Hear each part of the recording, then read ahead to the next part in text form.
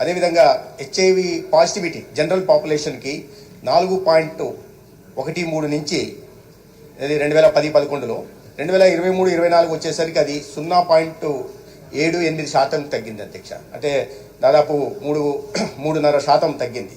అదేవిధంగా ఈ ప్రెగ్నెంట్ పాపులేషన్లో 0.46% అంటే 2447 మంది వ్యక్తులు ఉన్నారు. వాళ్ళు 2010-11లో 0.46% ఉంటే ఇప్పుడు 0.04%కి అది తగ్గింది అధ్యక్ష.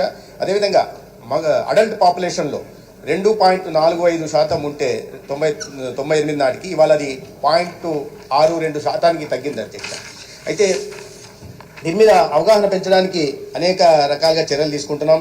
96 ఎన్జిఓలు, 13 రూరల్ ఎన్జిఓలు, రెడ్ రిబ్బన్ క్లబ్స్, ఇట్లా అనేక సంస్థల ద్వారా, ఏజెన్సీల ద్వారా కూడా అవగాహన పెంచే కార్యక్రమం చేస్తున్నాం. అదేవిధంగా టీవీల్లో కానీ లేదా ఈ కోటింగ్స్ ద్వారా కానీ ఐఈసీ ప్రోగ్రాంల ద్వారా కూడా రైల్వే స్టేషన్లో ప్యానల్స్ పెట్టడం ద్వారా అవగాహన పెంచే కార్యక్రమం చేస్తున్నాం అధ్యక్ష.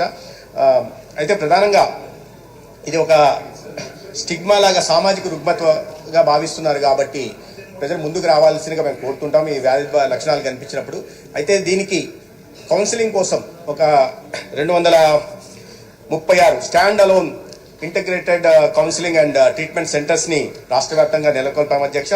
ఇది కాకుండా సుదూర ప్రాంతాలకు కానీ గిరిజన ప్రాంతాల్లో ఎక్కడన్నా వెళ్ళడానికి ఇబ్బంది అయిన ప్రాంతాల్లో వాళ్ళు రావడానికి కూడా ఇబ్బంది ఉంటుంది కాబట్టి వాటిని గుర్తించి ఇటీవలే ఒక 2 నెలల క్రితం 10 ఐసిటిసి మొబైల్ అంబులెన్స్లో కూడా ఏర్పాటు చేయడం అధ్యక్ష. దీని ద్వారా ఆ సుదూర ప్రాంతాలకు కూడా వెళ్ళి అక్కడే కౌన్సిలింగ్ ఇచ్చి పేషెంట్లను గుర్తించడం, పరీక్ష నిర్వహించడం, అదే 95 గుర్తించడం, చికిత్స అందించడం, పూర్తిగా నివారించే దిశగా కూడా ప్రయత్నాలు చేస్తున్నాం అధ్యక్ష. స్టిగ్మా, ఆ సామాజిక రుగ్మత, ఇది తప్పు అనేది బయట తెలిస్తే ఏమన్నా అనుకుంటారేమనే భావంలోంచి అరవింద్ బాబు గారు గౌరవ సభ్యులు చెప్పినట్టుగా బయటికి రావాల్సిన అవసరం ఉంది. అయితే ఏఆర్టీ ద్వారా రాష్ట్ర వ్యాప్తంగా యాంటీ రెట్రోవైరల్ ట్రీట్మెంట్ ద్వారా కూడా చికిత్సను ఉచితంగా అందిస్తున్నాం. దానికి సంబంధించిన దానివల్ల వచ్చిన మార్పు ఏంటని గౌరవ సభ్యులు రోషన్ కుమార్ గారు అడగడం జరిగింది. వాటి సంబంధించిన జిల్లాల వారి వివరాలు నేను అందించే ప్రయత్నం చేస్తాను. అయితే చిన్నపిల్లలకి ఏ రకంగా ఆదుకుంటున్నారు తల్లిదండ్రులు చనిపోతే అని మిషన్ వాత్సల్య అనే కార్యక్రమం ద్వారా ఎయిడ్స్ కారణంగా తల్లిదండ్రులు చనిపోతే ఆ పిల్లల్ని ప్రభుత్వం కాపాడే దిశగా వారి భవిష్యత్తు కలిగించే దిశగా కూడా ప్రయత్నాలు చేస్తుంది. వీటికి అంగన్వాడీ కేంద్రాల ద్వారా అటువంటి పిల్లలు ఉన్న వాళ్ళని గుర్తించడం జరుగుతుంది అధ్యక్ష. అయితే మొత్తం రాష్ట్ర వ్యాప్తంగా సంఖ్య పీపుల్ లివింగ్ విత్ హెచ్ఐవి సంఖ్య అయితే మనం చూస్తే 2,25,129 ఉంది అధ్యక్ష. జిల్లాల వారీగా చెప్పారు, జిల్లాల వారీగా గౌరవ సభ్యులు అడిగితే చదువుతాను. కానీ రాష్ట్ర వ్యాప్తంగా 2,25,129 ఉంది. ఆ జిల్లాల వారీగా లిస్ట్ కూడా ఉంది. అది చదవడానికి సమయం లేదు కాబట్టి తర్వాత నేను గౌరవ సభ్యులకు ఇచ్చే ప్రయత్నం చేస్తాను. అయితే విధంగా దీనికి ట్రీట్మెంట్ అందించడం కోసం ఒక 7 స్టేట్ రెఫరెన్స్ ల్యాబ్స్ని, 10 వైరల్ లోడ్ ల్యాబ్స్ని కూడా పెట్టడం జరిగింది అధ్యక్ష. తర్వాత టార్గెటెడ్ ఇంటర్వెన్షన్స్ కోసం కూడా ప్రయత్నాలు చేస్తున్నాం. దాంట్లో భాగంగా ఈ బిహేవియరల్ చేంజ్ కమ్యూనికేషన్ కానీ, కండమ్ ప్రమోషన్ కానీ చేస్తున్నాం. ముఖ్యంగా 96 టార్గెటెడ్ ఇంటర్వెన్షన్ని కూడా ఈ ఇటీవల రాష్ట్ర ప్రభుత్వం అమలు చేయడం జరిగింది. వీటిలో భాగంగా ఈ ఫిమేల్ సెక్స్ వర్కర్స్ని, మేల్ సెక్స్ వర్కర్స్ని, తర్వాత ఈ మైగ్రెంట్ వర్కర్స్ని, ట్రక్ డ్రైవర్స్ని వీళ్ళని గుర్తించడం జరిగింది అధ్యక్ష.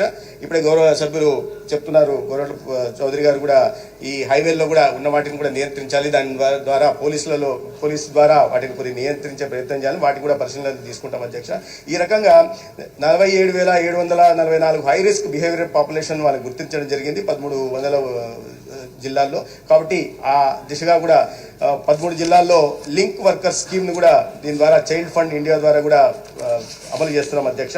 కాబట్టి నియంత్రించే ప్రయత్నం చేస్తున్నాం. అదేవిధంగా స్ట్రాటజిక్ ఇన్ఫర్మేషన్ మేనేజ్మెంట్ యూనిట్ని కూడా నెలకొల్పడం జరిగింది. ఆ డేటాని కలెక్ట్ చేయడము, డేటాని మంత్లీ వారిగా మానిటర్ చేయడం, తర్వాత కేంద్రంలో నాకోకి వాటిని సమర్పించడం కూడా జరుగుతుంది అధ్యక్ష. అదేవిధంగా ఇది 100% ఈ కేంద్ర ప్రభుత్వం 100% సెంట్రల్ స్పాన్సర్ స్కీమ్ అధ్యక్ష.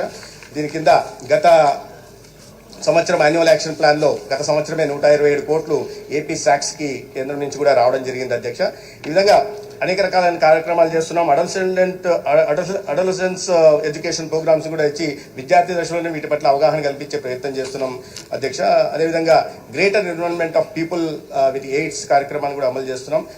ప్రధానంగా రెడ్ రిబ్బన్ క్లబ్స్ని కూడా ఈ విషయాల్లో వాడుకునే ప్రయత్నం చేస్తాం. ఇంకా ఏఆర్టీ టీబీ విషయానికి వచ్చేసరికి టీబీ నియంత్రణలో ఉంది అధ్యక్ష. టీబీ అయితే ఒక విజయనగరం జిల్లా తప్పిస్తే మిగతా రాష్ట్రంలో నియంత్రణ ఉంది. ఒక విజయనగరం జిల్లా మాత్రమే ఈ ప్రివలెన్స్ రేటు జాతీయ రేట్ కన్నా సగటు కన్నా కాస్త ఎక్కువ ఉంది. వాటిని టీబీని కూడా దీంతో అనుసంధానం చేసి నియంత్రించే ప్రయత్నం చేస్తాం అధ్యక్ష. ధన్యవాదాలు అధ్యక్ష. ఓకే అండి, ఇప్పుడు రూల్స్ 74 పై చర్చ జరుగుతుంది. గౌరవ ఆరోగ్య శాఖ మంత్రులు సత్యకుమార్ గారు ప్రకటన చేస్తారు. ధన్యవాదాలు అధ్యక్ష. నిజానికి నేను ఈ స్టేట్మెంట్ ఇంగ్లీష్లో చదవాలనుకున్నాను, కానీ తమరు ఇప్పుడే ఒక గౌరవ మంత్రివర్యులకు చెప్పారు తెలుగులో అయితే సాధ్యమైనంత వరకు బాగుంటుందని. అధ్యక్ష, విదేశీ వైద్య గ్రాడ్యుయేట్ల సమస్యలకు సంబంధించి గౌరవ శాసనసభ్యులు శ్రీమతి పూసపాటి అనితా విజయలక్ష్మి గారు, శ్రీమతి నిలవల విజయశ్రీ గారు మరియు గుండు శంకర్రావు గారు 74వ నియమం కింద నోటీసు నెంబర్ 24 ఇచ్చిన వివరాన్ని అధ్యక్ష. న్యూఢిల్లీలోని జాతీయ పరీక్షల మండలి నిర్వహించిన FMG foreign medical graduate screening టెస్టులో ఉత్తీర్ణులైన విదేశీ వైద్య గ్రాడ్యుయేట్లను జాతీయ వైద్య కమిషన్ మార్గదర్శకాల ప్రకారం 2023 మే నెలలో మరియు 2023 నవంబర్ నెలలో ఇంటర్న్షిప్ పోస్టింగ్లలో కేటాయించడమైంది అధ్యక్ష. ఎఫ్ఎంజీలు వారి ఇంటర్న్షిప్ కాలంలో ఎన్ఎంసీ జారీ చేసిన భవిష్యత్ మార్గదర్శకాలు ఏవేని ఉంటే వాటికి కట్టుబడి ఉంటామని వారి కౌన్సిలింగ్ సమయంలో కార్యబాధ్యత వహించే లేఖను అండర్టేకింగ్ని సమర్పించారు అధ్యక్ష. విదేశాల్లో ఉంటూ ఆఫ్లైన్ విధానంలో మొత్తం కోర్సుని పూర్తి చేసిన ఎఫ్ఎంజీలకు ఆంధ్రప్రదేశ్లో 1 సంవత్సరం ఇంటర్న్షిప్ పూర్తయిన తర్వాత శాశ్వత రిజిస్ట్రేషన్ మంజూరు చేయడం అవుతున్నది. 22/11/23 మరియు 7/12/23 తేదీల్లో జాతీయ వైద్య కమిషన్ మార్గదర్శకాల ప్రకారం వారి ఆఖరి సంవత్సరం ఆన్లైన్లో చదివిన ఎఫ్ఎంజీలు 2 సంవత్సరాల ఇంటర్న్షిప్, 1 సంవత్సరం క్లినికల్ క్లర్క్షిప్ మరియు 1 సంవత్సరం ఇంటర్న్షిప్ చేయాల్సి ఉంటుంది. మరియు చివరి నుండి 2 సంవత్సరాలు ఆన్లైన్లో చదివిన వారు 3 సంవత్సరాలు ఇంటర్న్షిప్ పూర్తి చేయాలి. వాటిలో 2 సంవత్సరాలు క్లినికల్ క్లర్క్షిప్, 1 సంవత్సరం ఇంటర్న్షిప్ పూర్తి చేయాలి అధ్యక్ష. కోవిడ్-19 మహమ్మారి తర్వాత రష్యా ఉక్రెయిన్ యుద్ధం నేపథ్యంలో భారతదేశానికి తిరిగి వచ్చిన వారి ఎంబీబీఎస్ కోర్సులలో కొంత భాగాన్ని ఆన్లైన్లో చదివిన కొంతమంది ఎఫ్ఎంజీలు ఆయా విశ్వవిద్యాలయాలు జారీ చేసిన పరిహార ధృవపత్రాలు ప్రకారం 1 సంవత్సరం ఇంటర్న్షిప్ పూర్తి చేసిన తర్వాత శాశ్వత రిజిస్ట్రేషన్ మంజూరు చేయాలని ఆంధ్రప్రదేశ్ మెడికల్ కౌన్సిల్ను అభ్యర్థించారు. ఎఫ్ఎంజీలు సమర్పించిన పరిహార లేఖలను కాంపెన్సేటరీ సర్టిఫికేట్స్ని పరిశీలించిన తర్వాత పరిహార లేఖల్లో ఆన్లైన్ అధ్యయన పరిహార కాలాన్ని పేర్కొనలేదు. అందువల్ల శాశ్వత రిజిస్ట్రేషన్ కోసం వారి దరఖాస్తులను ఆంధ్రప్రదేశ్ మెడికల్ కౌన్సిల్ పరిగణలోకి తీసుకోలేదు. అదేవిధంగా ఆన్లైన్ అధ్యయనం కారణంగా క్లినికల్ శిక్షణలో నష్టపోయిన దానిని పూర్తి చేయడానికి మరొక సంవత్సరం పాటు వారికి ఇంటర్న్షిప్ కొనసాగించాలని మరి ఆదేశించడమైంది. కానీ వారు ఏపీఎంసీ ఆదేశాలను నిరాకరించారు. కొంతమంది ఎఫ్ఎంజీలు వారు చదివిన విశ్వవిద్యాలయం నుండి పొందిన పరిహార లేఖలను అంగీకరించమని కోరుతూ 5/9/24 తేదీన ఎన్ఎంసీకి విజ్ఞాపన సమర్పించాడు. ఆన్లైన్ చదువుల కోసం తగిన పరిహారాన్ని ధృవీకరించడానికి అవసరమైన వివరాలను లేఖల్లో పేర్కొనలేదని, అందువల్ల శాశ్వత రిజిస్ట్రేషన్ను జారీ చేయాలని వారి అభ్యర్థనను పరిగణించలేమని మరియు 2 సంవత్సరాల ఇంటర్న్షిప్ చేయాలని ఏపీఎంసీ జారీ చేసిన ఉత్తర్వులను సమర్థించమని జాతీయ వైద్య కమిషన్ స్పష్టం చేసింది. ఆన్లైన్ అధ్యయనం కోసం తగినంత పరిహారం చెల్లించని కొంతమంది ఎఫ్ఎంజీలు శాశ్వత రిజిస్ట్రేషన్ జారీ చేయడం కోసం ఏపీఎంసీని ఆదేశించాలని గౌరవ ఆంధ్రప్రదేశ్ హైకోర్టులో రిట్ పిటిషన్ దాఖలు చేశారు. ఆ విషయాన్ని గౌరవ హైకోర్టు 3/3/25 తేదీన చేపట్టి 10 రోజుల తర్వాతకి పోస్ట్ చేసింది.